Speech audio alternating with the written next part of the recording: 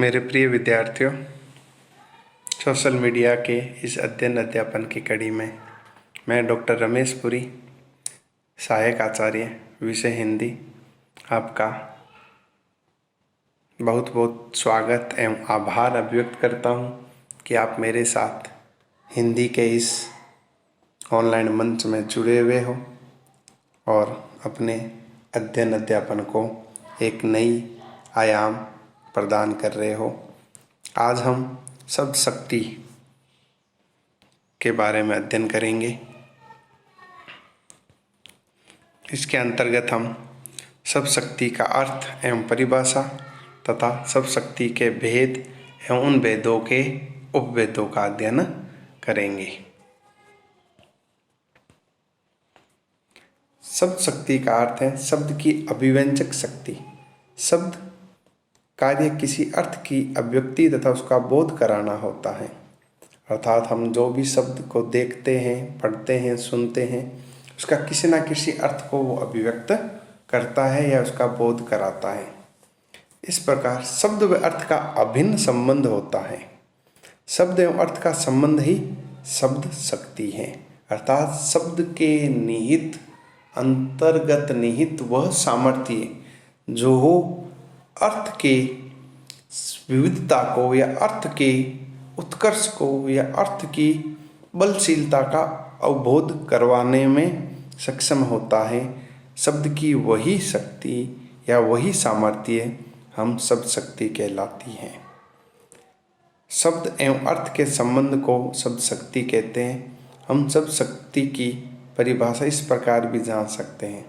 शब्दों के अर्थों का बोध कराने वाले अर्थ व्यापारों को शब्द शक्ति कहते हैं। शब्द शक्ति के प्रकार: अभिधा शब्द शक्ति, लक्षणा शब्द शक्ति एवं व्यंजना शब्द शक्ति। तो आइए चलते हैं हम अभिव्ययता पर।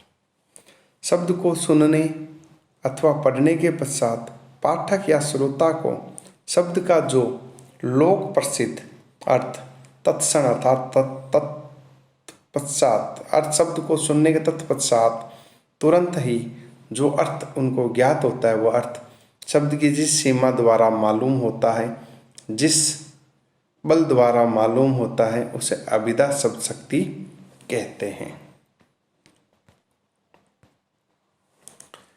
जैसे अभिधा का सामान्य हमें जैसे मोहन नहा रहा है, सीता खाना बना रही है, राम बाजार जा रहा है, इस प्रकार के असंख्य उदाहरण हैं जिससे हम एक सामान्य गतिविधि, क्रिया या भाव का बोध करते हैं। वह सभी शब्द अभिधा शब्द शक्ति से संपुटित होते हैं। लक्षणा शब्द शक्ति: जहाँ मुख्य अर्थ में बाधा होने पर रूढ़ि अर्थात परंपरा अथवा प्रयोजन या विशेष कारण से आधार पर मुख्य अर्थ से संबंधित अन्य अर्थ को लक्ष्य किया जाता है, वहाँ लक्षणा शब्द शक्ति होती है। जैसे देखो, मोहन गधा है, यहाँ गधे का लक्ष्यार्थ क्या है? मूर्ख है। यहाँ मोहन गधा ना होकर के यहाँ मोहन के अर्थ में गधे का सीधा ना अर्थ लेकर के उसका लक्ष्यार्थ अर्थ लिया गया था। गधे का जो प्रवृत्ति होती है मूर्ख, वो अर्थ मोहन के संदर्भ में लिया गया है। तो अर्थात मुख्य अर्थ में बाधा होने के कारण जो दूसरा अर्थ लिया गया था, इसके कारण यहाँ इस वाक्य में लक्षणा शब्द शक्ति है। लक्षणा शब्द शक्ति के उपभेद: लक्ष्यार्थ के आधार पर लक्षणा के दो भेद है, रूढ़ि लक्षणा और प्रयोजनवद्धी लक्षणा। रूढ़ि: जहाँ मुख्यार्थ में बाधा होने पर रूढ़ि के आधार पर अर्थात परंपरा के आधार पर लक्ष्यार्थ अर्थात दूसरा अर्थ ग्रहण किया जाता है, वहाँ रूढ़ि लक्षणा होती है। जैसे पंजाब वीर है, इस वाक्य में पंजाब लक्ष्यार्थ है अर्थात पंजाब की निवासी। यह अर्थ रूढ़ि के आधार पर ग्रहण किया गया है अर्थात यहाँ रूढ़ा लक्षणा है। प्रयोजनवर्ती लक्षणा: मुख्यार्थ में बाधा होने पर किसी विशेष प्रयोजन के लिए जब लक्ष्यार्थ का बोध किया जाता है, वहाँ प्रयोजनवर्ती लक्षणा होती हैं। जैसे मोहन गधा है, इस वाक्य में गधा लक्ष्यार्थ मूर्ख लिया गया है और ये मोहन की मूर्खता को अभिव्यक्त करने के प्रयोजन से लिया गया है, तो यहाँ प्रयोजनवर्धी लक्षणा है। मुख्यार्थ एवं लक्ष्यार्थ के आधार पर लक्षणा के भेद। गौणी लक्षणा, जिसे गौडी भी कहा जाता है, और शुद्धा लक्षणा। गौणी लक्षणा जहाँ गुण सादृश्य के आधार पर लक्ष्यार्थ का बोध होता है, वहाँ गौणी लक्षणा होती है। जैसे मोहन शेर है, इस वाक्य में मोहन को वीर दिखाने के लिए उसको शेर कहा गया है, अर्थात मोहन में और शेर में सादृश्य है गुणों का, अतः यहाँ गौणी लक्षणा है। शुद्धा लक्षणा, जहाँ गुण सादृश्यों को छोड़कर अन्य किसी आधार तथा जैसे कि समीपता, साहचर्य, आधार आधे संबंध के आधार पर लक्ष्यार्थ ग्रहण किया जाता है, वहाँ शुद्धा लक्षणा होती है। जैसे लाल पगड़ी आ रही है, यहाँ लाल पगड़ी का अर्थ सिपाही से है, इन दोनों में साहचर्य संबंध अर्थात शुद्ध लक्षण है। जैसे लाल पगड़ी सिपाही या पुलिस का व्यक्ति जवान पहनता है और उधर लाल पगड़ी के पुलिस की जवान की पगड़ी से संबंधित किया गया है, अर्थात यहाँ समीपता के आधार पर, साहचर्य के आधार पर लक्ष्यार्थ का बोध हुआ है, तो यहाँ शुद्धा लक्षण है। मुख्य अर्थ है या नहीं के आधार पर लक्षणा के भेद।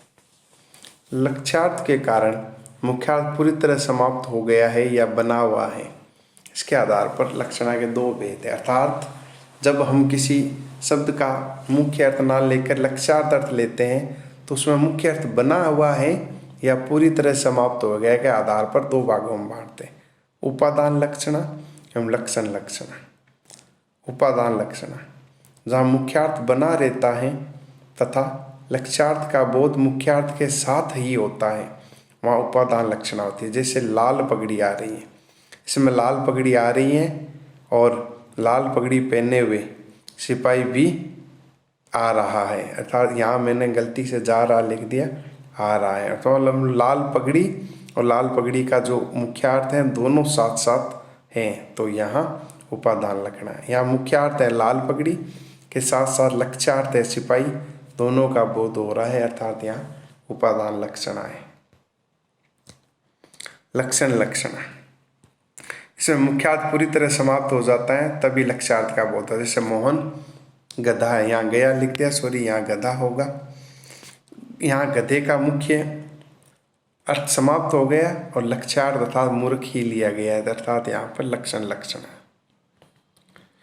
व्यंजना सब शक्ति, अभिधा और लक्षणा के विराम लेने पर, अर्थात जब मुख्य अर्थ नहीं निकलता और लक्ष्यार्थ में भी बाधा उपस्थित होती है, तो एक विशेष अर्थ निकलता है, अर्थात अन्य अर्थ निकलता है, उसे व्यंग्यार्थ कहते हैं। और जिस शक्ति के द्वारा ये अर्थ ज्ञात होता है उसे व्यंजना सब शक्ति कहते हैं। जैसे घर गंगा में है, यहाँ व्यंजना है कि घर गंगा की भांति पवित्र एवं स्वच्छ है। व्यंजना सब शक्ति के भेद, शाब्दी व्यंजना और आर्थी व्यंजना, दो मुख्य भेद किए गए इसके। शाब्दी व्यंजना, जहाँ शब्द विशेष के कारण व्यंग्यार्थ का बोध होता है, वह शब्द हटा देने पर व्यंग्यार्थ समाप्त हो जाता है, वहाँ शाब्दी व्यंजना, अर्थात किसी शब्द के कारण ही तीसरा या अन्य अर्थ या व्यंग्यार्थ लिया गया है, तो वहाँ शाब्दी व्यंजना है। चिर जीवो जोरी जुरे क्यों न सने गंभीर, को घटी ए वर्ष भानुजा वे हलदर के वीर। यहाँ वर्ष भानुजा हलदर के वीर शब्दों कारण व्यंजना सुंदरी, इनके दो अर्थ हैं। पहला वर्ष भानुजा का अर्थ है राधा और दूसरा वर्षभ की अनुजा अर्थात गाय। हलदर के वीर, यहाँ श्री हलदर का अर्थ श्री कृष्ण और बेल दोनों से। यदि वर्ष भानुजा हलदर के वीर शब्द हटा दिए जाए, इनके स्थान पर अन्य पर्यायवाची शब्द रख दिए जाए, तो यहाँ व्यंजना समाप्त हो जाएगी। अतः शाब्दी व्यंजना को पुनः दो वर्गों में विभाजित किया जा सकता है, अभिधा मूला शाब्दी और लक्षणा मूला शाब्दी। अभिधा मूला शाब्दी, जहाँ पर एक ही शब्द के नाना अर्थ होते हैं, वहाँ किसी किस अर्थ विशेष को ग्रहण किया जाए इसका निर्णय अभिधा मूला शाब्दी व्यंजना करती है।